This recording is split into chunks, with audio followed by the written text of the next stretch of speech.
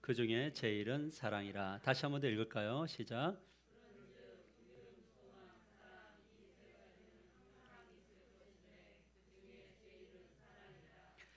오늘은 사랑의 출발점은 어디인가라는 주제를 가지고 하나님의 말씀을 좀 나누려고 합니다. 살아가면서 가장 많이 접하면서도 흔하게 사용되지만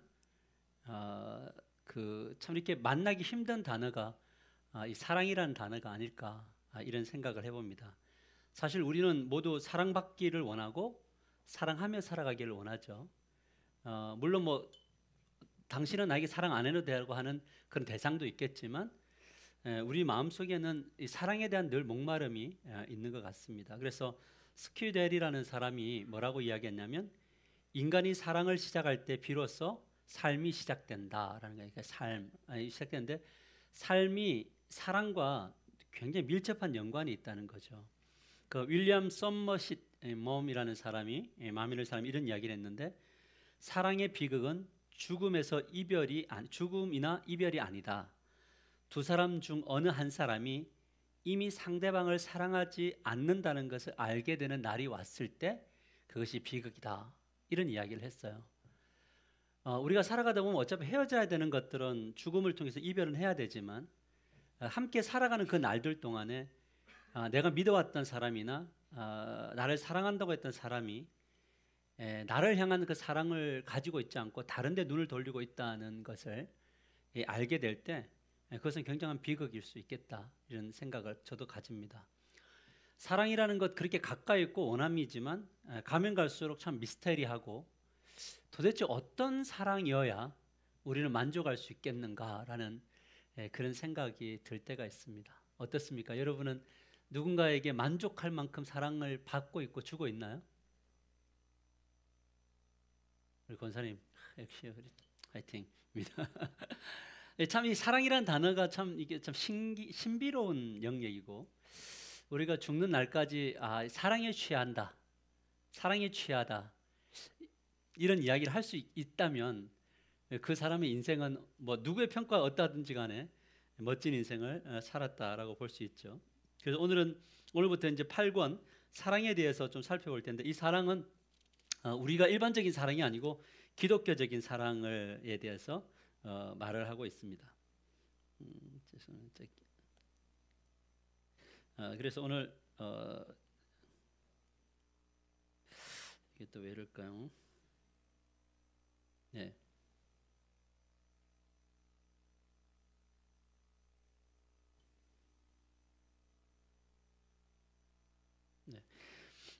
사랑이란 무엇인가라고 했을 때 사랑은 감정이 아니라 행동이다. 우리 같이 읽어볼까? 시작.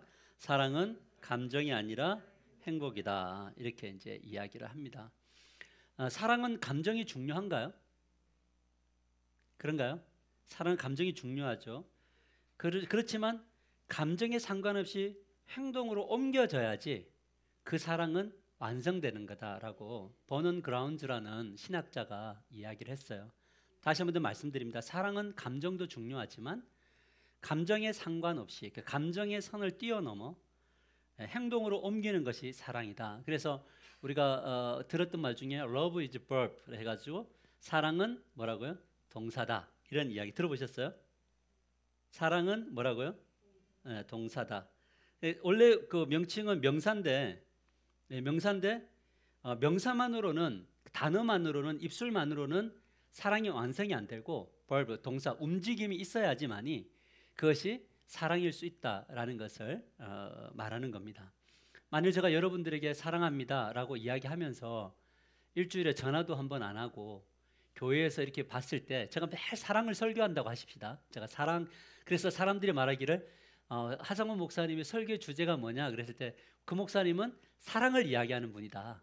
이렇게 이제 나도 인정하고 여러분들도 하도 들어서 아는데 항상 헷갈리는 거예요. 뭐냐면 주일날 예배당에 올 때도 눈 마주치고 그냥 이렇게 하고 가고 만일 주일날 제가 매일 그런다고 생각해 보세요. 집사님들이 이렇게 왔는데도 그냥 이렇게 보고 그냥 가고 그러면서 제가 여러분들에게 하는 이야기가 나는 여러분들을 사랑합니다. 믿어지나요? 그러니까 사랑이라는 것은 뭐냐, 움직이고 그 사람 쪽으로 가까이 다가서는 발걸음이 없이는 사랑이 완성될 수 없다라는 것이 이 성경의 이야기입니다. 그래서 우리 고린도전서 13장을 보면 그 사랑은 언제나 오래 참나요? 그러니까 오래 참는 것이 그냥 감정인가요? 행동으로 옮기는 건가요? 행동으로 옮기는 거죠. 온유하며 겸손하며 무례하지 아니하며, 이런 모든 것들이 다 뭐와 연관되어지냐면 인내하며, 이 모든 것들이 다 행동과 연관이 되어져 있어요. 그래서 그 자랑하지 않는 것, 이 모든 것들이 다 뭐냐면 행동으로 가는 사랑을 이야기하지, 우리가 이게 머리로 생각하는 지식적 사랑이나 마음에 두었던 감정적 사랑을 이야기하지 않습니다. 예를 들어서 누군가를 사랑한다고 할 때 그 사람에게 뭔가를 해주고 싶어지나요? 맞아요? 맛있는 게 있으면은 같이 또 나눠 먹고 싶은가요? 내가 좀 더 풍족하면 그것을 좀 나누어 주고 싶은가요? 누군가가 좀 피곤하면 그 피곤함을 어떻게 좀 해소해 줄 수 있을까라는 고민을 하고 그 피로로 옮기게 되나요? 이처럼 사랑은 감정을 넘어서 뭐냐면 행동까지 옮겨져야지만이 그게 사랑이다, 이런 이야기를 했어요. 제가 아내와 함께 살면서 가장 그 힘들었던 지점이 어떤 지점이냐, 아내도 힘들었던 지점이 어떤 거냐면, 나는 나의 기질을 98% 이동하고 갔다고 생각하는 거예요. 내 입장에서는. 여러분들 다 그렇게 생각하시죠? 나는 되게 너보다는 훨씬 더 많이 했다는 생각을 하지 않아요?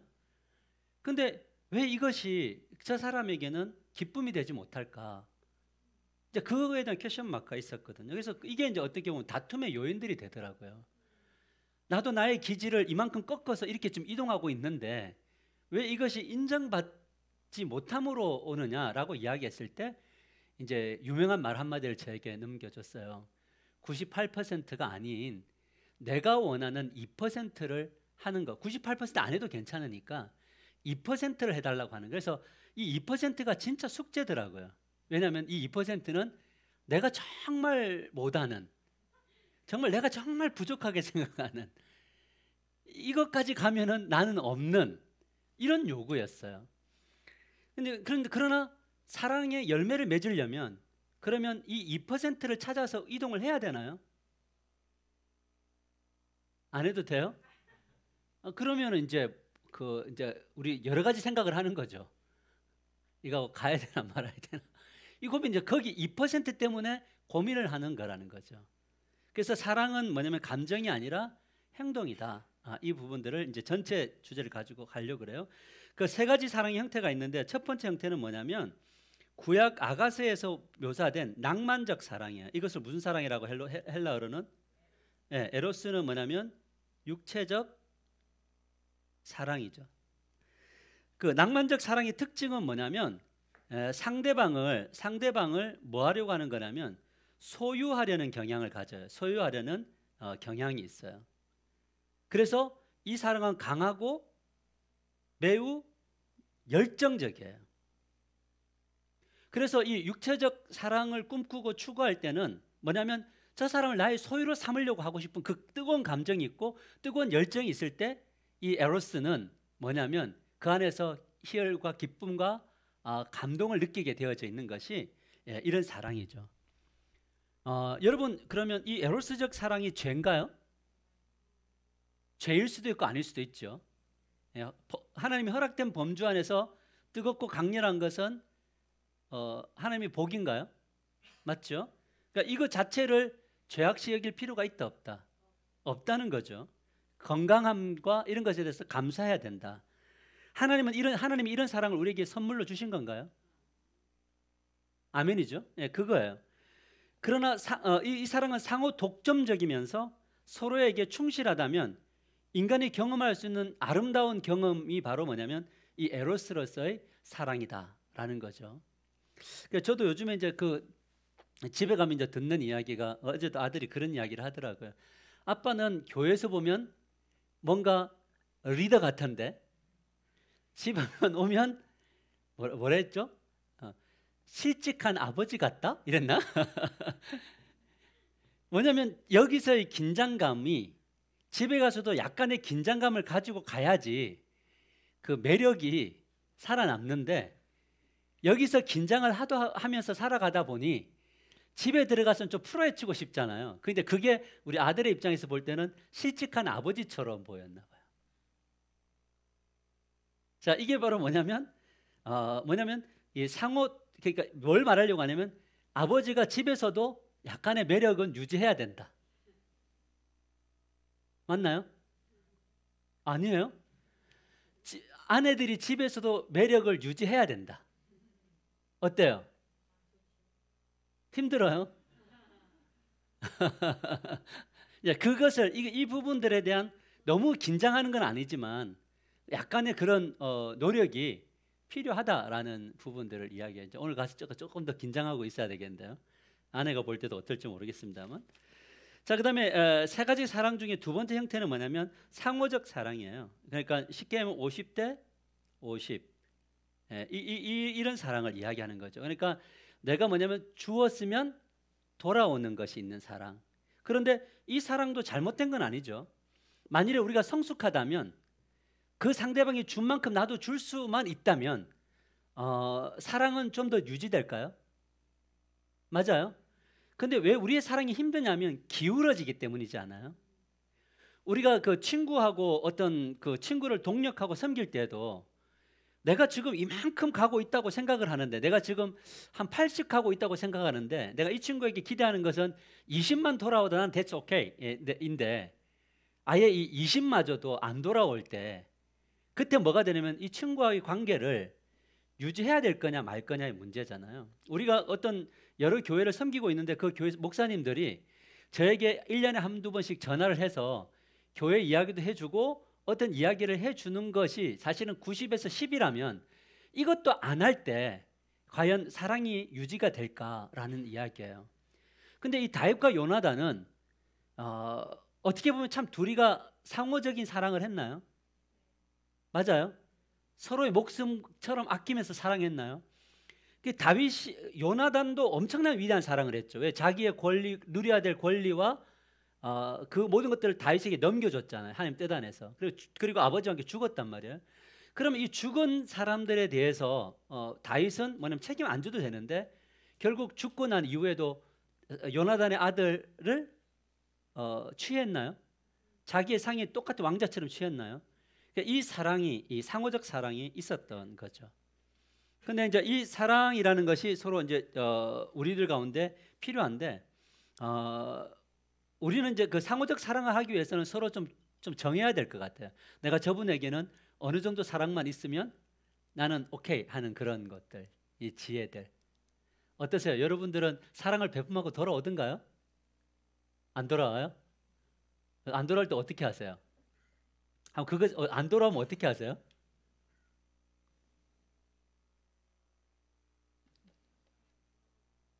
싸워요? 싸우는 것은 아직까지 굉장히 뭐가 있냐면 아직까지 애정이 있고 사랑이 있는 거죠. 예, 뭐 어떻게 한다고요? 찾아온다고? 어떻게? 아하, 준 사람 빼앗아 온다고? 야, 이거 제일 나쁜 건데. 주고 빼앗는 거 이거 되게 나쁜 거잖아요. 예, 네?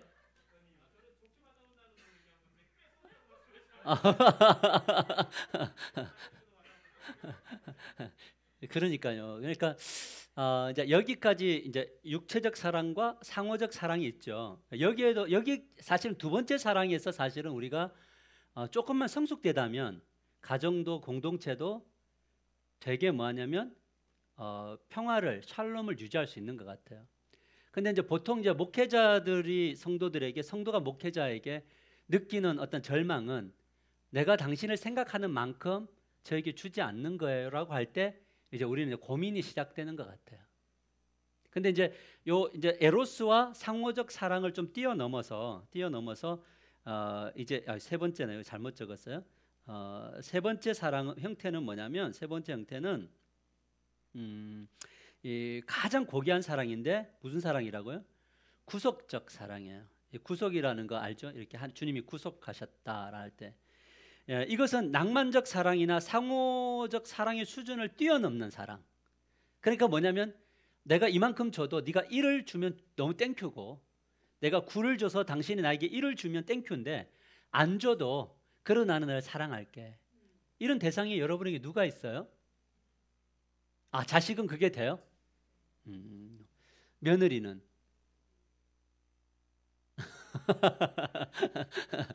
사위는? 되게 어려운 이야기인데, 그죠? 우리 자식들도 가끔가다 하나 안 주면 되게 괘씸하지 않아요? 아,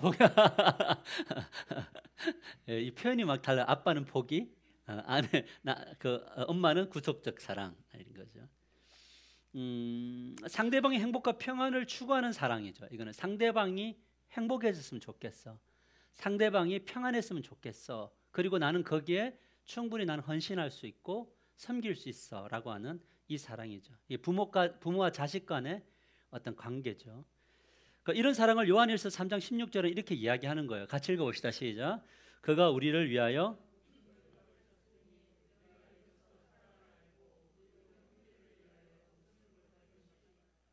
예, 마땅한 거죠.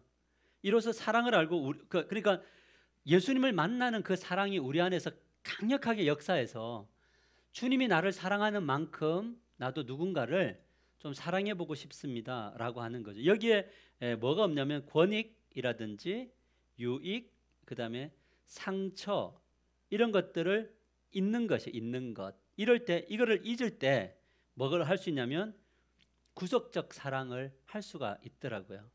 그러니까 여기에는 뭐가 따르죠? 여기에는 반드시 뭐가 따릅니까? 희생이라는 거. 그래서 희생은 힘든 이야기지만 이 구속적 사랑 안으로 들어가는 사람들에게 그 주어지는 능력, 힘 이것이 바로 뭐냐면 섬김, 이 희생이라든지 섬김에서 뭐냐면 행복을 느끼게 하는 거죠. 그래서 교회 생활을 이렇게 하다 보면 오늘 그 우리 주일학교 아이들이 저에게 이제 롤링 페이퍼를 써줬어요. 이제 원래 그 녀석들은 마음이 없었겠지만 그래도 종이를 내민이 썼는데 어떤 꼬마 친구가 뭐라고 썼냐면 우리 엄마가 예배를 알게 해주셔서 감사합니다 그러더라고요. 이게 어떤 의미로 썼을까? 되게 고민이 됐어요. 진짠가? 이거 엄청난 묵상이잖아요. 우리 엄마가 예배를 알게 해주셔서 아들이 그래서 예배를 알게 해줘서 얘가 지금 초등학교 2학년인데 그 아이 볼 때 엄마가 예배 드리는 사람으로 보였다는 이야기잖아요. 이게 사실이면 목회자에게는 굉장한 영광인 거예요.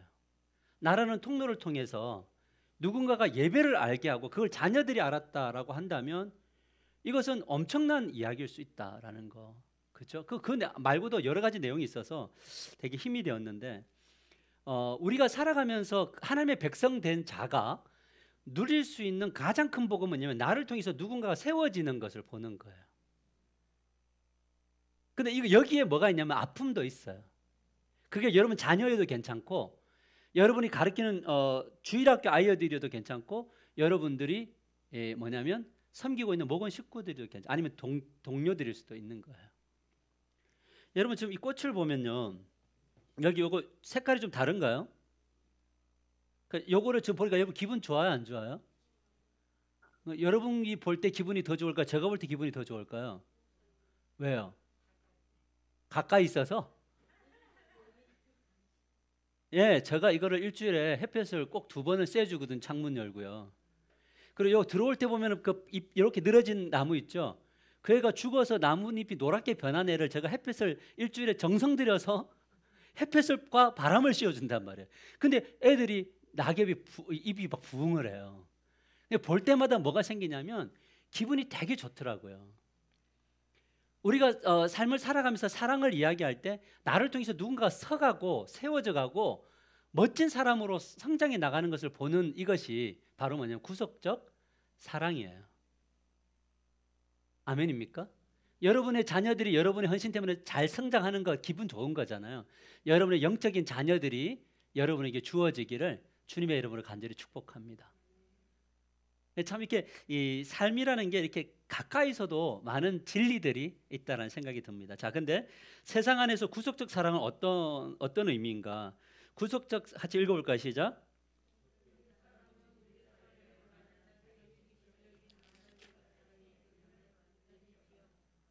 자기 중심적 이 낭만적 사랑은 뭐냐면 나를 기분 좋게 해주는 것이면 모든 것이 everything okay가 되는 거예요. 내가 지금 기쁘게 하는 거면 그게 어떤 형태든지 괜찮은 것. 이게 자기 중심적 낭만적 사랑이다라고 하는데 이런 사고는 하나님의 말씀을 벗어나는 거예요.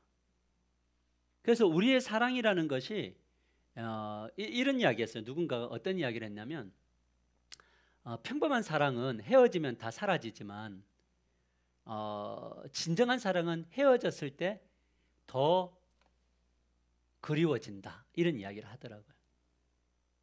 바람이 불면 산 전체가 타는 것처럼 오히려 그 어떤 일이 일어날 때 더 오게 된다. 이런 이야기를 했어요.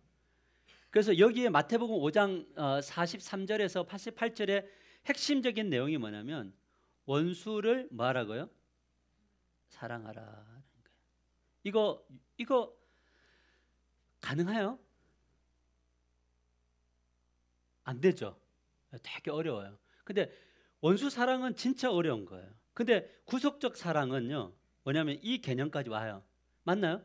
예수님이 십자가는 원수를 사랑하는 거였나요? 예수님, 그러니까 십자가에서 못 박는 자, 침 뱉는 자, 조롱하는 자를 주님이 십자가 선생에서 주님 저거 하늘에 불 내리고 죽여버리세요 했어요? 아니면 어떻게 했어요? 이거 가능해요? 지금 되게 어려운 이야기예요. 그런데 그럼에도 불구하고 기도할 때 감정적으로 정말 용서할 수 없는데 용서의 기도를 해본 적 있으세요? 그럼 여러분들은 참 잘하고 계시는 거잖아요. 이게 바로 뭐냐면 우리가 어디로 가는 거냐면 구속적 사랑으로 이동하는 거예요. 여러분 그래서 이 두 번째 보면 구속적 사랑은 어떻게 드러나냐면 같이 읽어봅시다. 시작. 구속적 사랑은 감정의 사랑이 아니고 의지적 사랑이다.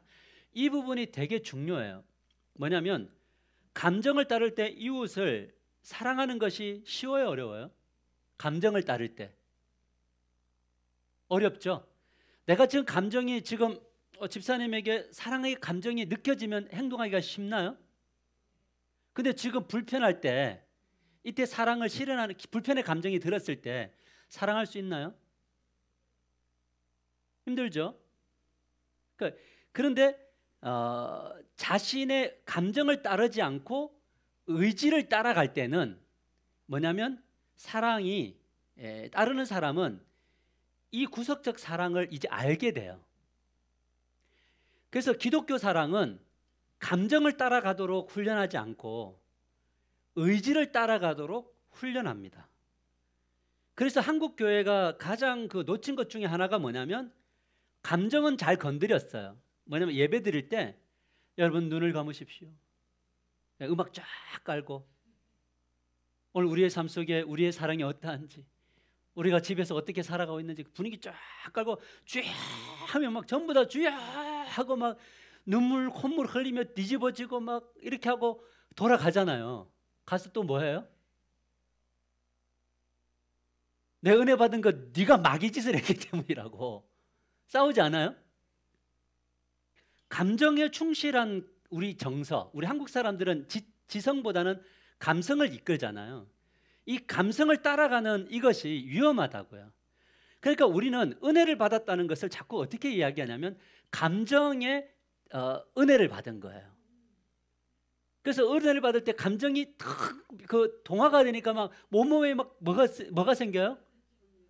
전율과 함께 닭살이 생기면서 이거 봐봐 막 은혜 받았다고 닭살 보면서. 근데 이게 은혜가 아니라 이것도 은혜가 맞는데 이 은혜가 사랑으로 꽃을 피우기 위해서는 나의 감정과 상관없이 의지로 가는 거죠. 우리가 아이하고 이렇게 대화를 나누다 보면 우리 아들하고 나누다 보면 뭐 어느 날 갑자기 얘가 순간적으로 이렇게 변할 때가 있어요. 그러면 이게 좀 앞에까지 정말 좋았거든요. 한 10초 전까지. 근데 말 한마디가 이 분위기를 완전 반전시키는 거예요. 그럼 내가 감정이 상해요, 안 상해요? 얘도 상했죠. 나 때문에 나도 상했어요. 그럼 얘하고 좋은 대화가 이어져요, 안 이어져요? 그러니까 내가 은혜를 받지 않을 때는 이슉 뭐 이렇게 가는 거고. 그런데 이 감정이 속지 않아야 된다는 것이 점점 훈련이 되니까 다시 돌아서서 호흡을 하고 와서 야, 나 지금 이해가 안 되는데? 라고 하는 감정을 누르면서 대화를 나눌 때 그때 대화에 뭐가 되면 실마리가 풀리더라고요. 감정이 상했을 때 그때 같이 붙으면 이거는 이제 불이에요. 아이도 불이고 나도 불이에요. 그러면 옆에 있는 아내도 불이 되나요? 그 불이 어디 쪽으로 와요? 남편 쪽으로 오죠. 주로 자식 쪽으로 잘 안 가더라고.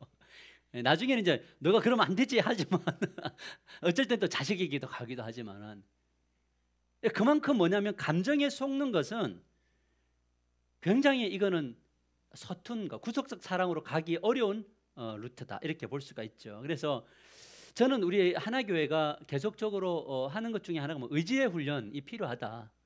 신앙은 의지의 훈련이다. 그래서 자꾸 사람들이 그런 이야기해요. 목사님 감동되면 하겠다고. 그래서 속으로 그런 이야기죠. 감동은 안 돼요, 집사님. 우리가 언제 감동받았어요? 감동을 받고 하는 게 아니고 가보면 감동이 되는 거예요. 그래서 구속적 사랑은 뭐냐면 의지가 주도적으로 나를 이끌도록 훈련하면 뭐가 되냐면 감정이 따라온다니까요. 그래서 우리가 이제 어떤 이제 모임 속 그런 이야기를 하셨어요. 감정을 뭐냐면 목사님 설교가 생각이 났대요. 뭐냐면 단순해져라. 그 단순해져라 이게 무슨 말입니까? 즉 감정은 단순해지고 싶지 않은데 단순해져라라는 이야기가 떠올라서 단순해져 봤다는 거예요. 그러니까 뭐냐면 하나님의 역사가 나타나더라 이거죠. 근데 지금 나에게 있는 감정에 계속 골에 빠져서 계속 거기에 파묻히면 의지는 절대 발걸음을 걸어낼 수가 없다고요. 감정의 크기가 강할수록 의지적인 근육은 약해진단 말이죠. 근데 의지적 근육이 강해지면 감정의 근육도 함께 풍성해진다는 거예요. 그러니까 이 비밀을 알면 크리스찬들은 감동돼서 가는 게 아니고 말씀을 따라가요. 말씀이 말하는 곳에 의지가 따라가는데 감정이 뭐냐면 정화되어져요. 여리고성 어떻게 돌아요? 감정상으로 돌 수 있어요? 이성으로 돌 수 있어요? 못 돌아요. 그거는 돌을 수 있는 상황이에요. 진짜 돌아버릴 일이에요. 그런데 이스라엘 백성들이 그 말도 안 되는 여리고를 돌아요. 여러분 요나를 한번 생각해 보셨어요? 니느웨 감정적으로 갈 수 있어요? 저는 요나가 다시스로 가는 배를 탄 것이 100번 이해가 돼요. 여러분 이해 안 되세요? 여러분 원수를 내가 자꾸 여러분에게 만나서 집사님 이 원수 사랑하세요. 그러면 여러분들 자꾸 이 요구하면 여러분 어떤 생각 들까요? 이 교회 안 다니죠. 다시스로 가죠. 어려운 이야기예요. 근데 하나님 그러면 요나 뱃속에 들어갔다가 나왔잖아요. 그럼 요나의 마음속에 니느웨가 사랑의 마음이 있었나요? 요나는 니느웨를 끝까지 사랑한 적이 없어요. 마음속에 저 나쁜 놈, 우리 북이스라엘의 사람들을 산채로 껍데기 벗겨가지고 매달고 죽였던 저 원수 같은 놈들을 어떻게 사랑하냐고요. 사랑의 마음을 가지고 니느웨를 간 게 아니라고요. 주님의 명령을 따라 의지적으로 갔을 뿐이에요. 그런데 뭐 했어요? 니느웨가 돌아온 거잖아요. 돌아오고 나서 감동이 막 됐나요? 은혜가 넘쳤나요? 안 넘쳤어요. 저 원수 같은 놈이 안 변했으면 좋겠는데 변하니까 열받았어요. 그래서 이래 이야기했어요. 하나님 앞에 나 쩔을 줄 알았다고. 하나님 앞에 뭐냐면 우리의 삶은 근데 하나님은 뭐냐면 그 성내는 요나를 너희 너무식 있게 한 게 아니라 또 박넝굴 뭐 이런 것들을 다 묘사해 주면서 하나님도 감정을 감추죠. 너 물고기 뱃속까지 들어왔다가 나온 놈이 너 그 심보가 그래서 되겠냐 이게 아니라 또 주님은 그 안에서 또 감정을 숙이시고 구적적 사랑으로 다가와 주셔서 요나를 설득시켜 주시잖아요. 이게 바로 뭐냐면 우리가 계속적으로 훈련해야 될 요소들이다. 이건 훈련이에요. 그래서 저는 우리 하나교회가 그런 고백들이 많이 해서 목사님 진짜 이거 되게 싫은데요. 말씀이니까 한번 가보겠습니다. 할렐루야.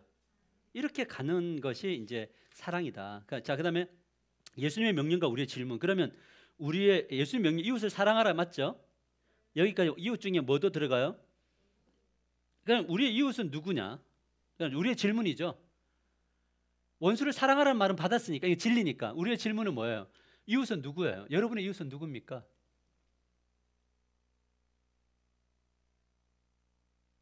우리가 좋아하는 사람 맞나요? 내가 좋아하는 사람은 이웃이죠. 우리의 연고지, 우리의 친구로 삼고 싶은 사람, 이런 사람이 이웃이죠. 그러나 우리의 이웃 중에는 어려움에 처한 사람도 있을 수 있고 그 어려움은 뭐냐면 원수일 수도 있다라는 거죠. 그래서 사랑의 대상은 모두인데 여기에 어려움이 있는 거죠. 하지만 우리의 감정은 마음대로 움직일 수는 없지만 우리의 태도는 좀 바꿀 수 있나요? 그러니까 신앙은 뭐냐면 태도를 바꾸는 거예요. 뭐냐면 안 되는데 해보는 태도로 바꿔보는 거예요. 주님 정말 싫은데 또 한번 해볼게요. 이런 거. 이제 회사에서 어떤 일이 이제 벌어지면 매일 만나야 되는 분들 있잖아요. 근데 볼 때 얼마나 힘들어요. 그럴 때 뭐냐면 한번 호흡 하고, 이 호흡하는 거 참 중요합니다. 대화 속에서, 관계 속에서 이게 근데 그 호흡에다가 저는 삼각기법 중에 그래요. 이 호흡 한번 하고 돌아서는 이거 참 중요하더라고요. 그 순간에. 근데 저는 이 호흡에 여러분에게 뭘 제안하냐면 주여, 이걸 좀 담으셨으면 좋겠어요. 그래도 안 되면 주여 이렇게라도. 그리고 가는 거예요. 그리고 그곳에 하나님의 일하심을 요구하고 기대하는 이 태도의 변화. 이럴 때 뭐가 되냐면 우리의 이웃의 범주가 점점점 넓어지게 될 줄 믿으시기를 바랍니다. 야구 선수 중에 추신수라는 선수가 있어요. 이분은 크리스찬이 아닙니다만 이분이 정말 어렵게 미국 가서 성공을 했잖아요. 야구 선수로서. 근데 이 친구가 이제 마지막 이제 텍사스에서 이제 계약 만료가 될 때 감독이 그 사람의 명예를 세워주기 위해서 부상인데도 불구하고 선발로 기용을 했어요. 마지막에 배트를 휘둘 수도 없는데 이렇게 번트라고 하죠. 그걸 대고 전력 질주를 해서 세이브를 했는데, 근데 발목이 삐어서 이제 덕아웃으로 이제 교체돼서 들어가는데 그 영상을 보는데 뭐냐, 그 동료들이 눈물을 흘리면서 눈물을 닦으면서 운동선수가 그 추신수를 꼭 안아주더라고요. 근데 이제 추신수가 무엇을 했냐면 자기가 돈을 많이 벌었으니까 그 이제 코로나가 와서 이제 마이너 리그라고 하죠. 메인 이제 말고 2부 리그, 3부 리그 있는 그 선수들은 게임을 뛰어야지 이제 입금이 되는데 게임을 연봉제가 아니라 게임 뛰는 만큼의 이건데 그게 안 들어오니까 추신수가 뭐냐면 마이너 리그에 있는 사람들을 위해서 자신의 돈을 던져서 통장에 다 이렇게 넣어준 거예요. 그거 하나를 받아서 뭘 했냐면 사람들이 힘을 얻어가지고 다시 이제 그 1부 리그에 와서 투수로 한 해를 마친 그 사람이 있었다는 거죠. 그 사람이 그런 얘기 50불밖에 없었는데 추신수가 준 그 사랑의 선물이 나에게 힘을 줬고 용기를 주었다. 이런 이야기를 하더라고요. 뭐냐면 우리의 모든 삶에는 많은 사람들에게 사랑을 받는다는 것은 태도의 변화가 일어나야 되는 거예요. 목회자로서 가지는 가장 큰 복이 뭐냐라고 이야기할 때 다양한 사람들을 만났을 때 그 다양한 사람들을 대하는 태도에 대한 부딪힘? 그런가요? 저는 여러분들 앞에 서서 해야 되는데 다양한 사람들의 환경을 받아내야 되고 만나야 되는데 그 가운데서 내가 태도를 어떻게 해야 될 건가 고민을 하게 되는 이 복이 있다는 거예요. 여러분에게도 그런 복이 삶의 현장에서 있게 되기를 축복합니다. 아멘인가요? 그래서 우리가 의지로 이웃을 사랑할 때 일어나는 혼란은 뭐냐면 위선적 감정이잖아요. 우리 그런 생각 들죠. 원수에 대한 따뜻한 감정을 느끼지 못하면서 의지적으로 사랑을 하려고 할 때 마음속에 드는 생각이 뭐냐, 나 위선자라는 생각이 들지 않아요? 이건 사단이 주는 생각이에요. 여러분 그런 감정에 속지 마세요. 지금 나의 감정과 상관없이 내가 의지로 누군가를 사랑하고 있는 것은 이것은 구속적 사랑을 향하여 나아가는 걸음이에요. 위선이 아니에요. 꼭 속지 마세요, 여러분. 언제 우리는 누군가를 진실로 좋아하나요? 우리가 그런 적이 있나요? 그것이 지속된 게 얼마나 있나? 뭐 지금까지 살아오면서 끝까지 사랑의 감정을 가지고 동일하게 대했던 사람이 있어요, 여러분에게? 주변에 있나요? 자식 말고.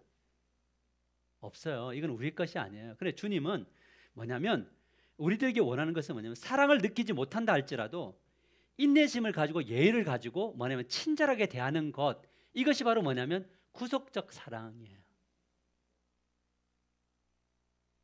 이것을 지금 아마 지금 현장에서 지금 테스트 받고 있는 분들도 있는 것 같아요. 제가 상담한 바로는 이런 것들이 하나하나 테스트를 받아서 가면 나중에 뭐가 되냐면 위선이 아니라 주님 앞에 그렇게 고백하는 거예요. 주님, 저는 감정이 사랑할 수 없었고 용납할 수 없었고 대화 나눌 필요가 없었는데 뭘 하는 겁니까? 제가 주님이 이렇게 말씀하시니 나는 이대로 의지를 가지고 이동했습니다. 하나님, 제가 이 감정이 온전하지 않더라도 저의 이 이동함을 축복해 달라고 기도할 때 그 걸음을 통해서 주변이 시간이 지나 보니까 진짜 그 사람이 나의 가치를 알고 함께 샬롬을 이루고 있더라라는 것을 보게 되는 거죠. 지금 먼 나라 이야기하고 있는 건가요? 맞아, 그럴 수 있는데 우리가 그 길을 걸어가는 거예요. 제가 우리 동료들 목사님들을 같이 이렇게 만나고 섬기다 보니까 가끔가다 좀 빈정상할 때가 있어요. 아니 내가 왜 이런 소리를 들어야지? 라는 생각들. 그러면 저 좁은 마음에 그 다음날 자주 통화했던 목사님이어도 전화하고 싶을까 안 하고 싶을까요? 눈을 떴는데도 기분 나빠요. 잠 잘 잤는데 눈 뜨자마자 기분이 나쁘더라고요. 근데 전화했을까요 안 했을까요? 네. 근데 거기에 샬롬이 오더라고요. 그래서 저는 이 노력이라는 단어가 참 중요하다고 생각을 해요. 그리스도인들은 노력하는 분들인 것 같아요. 안 됐다고 해서 멈췄다고 해서 그런 것들이 아니라, 그러니까 저는 우리 하나교회 안에 다 표현을 못하지만 이렇게 들려오는 소식을 들어보면 참 감사한 이야기들이 많아요. 왜냐하면 그 전의 과정을 아는데 나중에 보니까 그분과 만나서 또 자신의 있었던 마음들을 나누고 또 미안하다는 마음도 나누고, 근데 상대방도 되게 미안한 마음을 가지고 있었는데 그 미안함과 미안함이 만났을 때 그곳에 무슨 꽃이 피냐면 구속적 사랑의 꽃이 피더라는 거죠.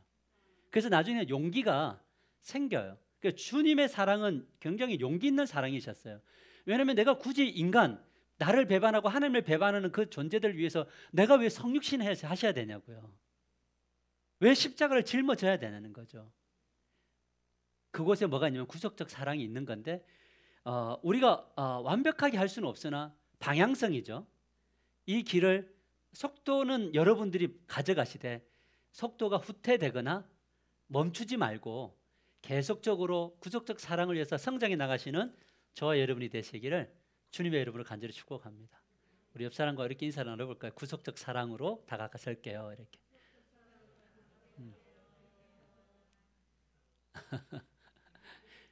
그래서 다음 주에는 제일 마음에 안 드는 사람 옆에 좀 앉아보세요. 그래서 다음 주에 앉는 사람 옆에가 제일 마음에 안 드는 사람으로 제가 생각을 하고 있어요. 네, 우리가 이제 그런 것들을 좀 할 필요성이 있더라라는 생각이 듭니다. 말씀 맺을게요. 그리스도인으로 결론입니다. 같이 읽어봅시다. 시작.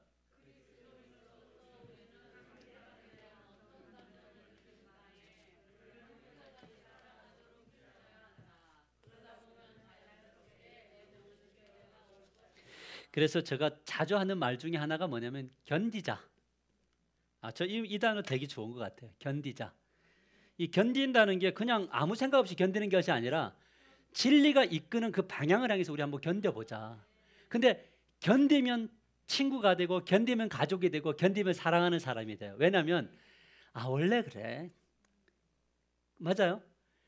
다 그 사람의 그것의 어떤 기질도 이해하게 되고 또 그런 것들이 오게 되더라고요. 그래서 오늘 이 자리에 계신 여러분 잘 견디시고 누군가에게 잘 견뎌주시고 그래서 이 구속적 사랑으로 나가게 되기를 주님의 이름으로 간절히 축복합니다.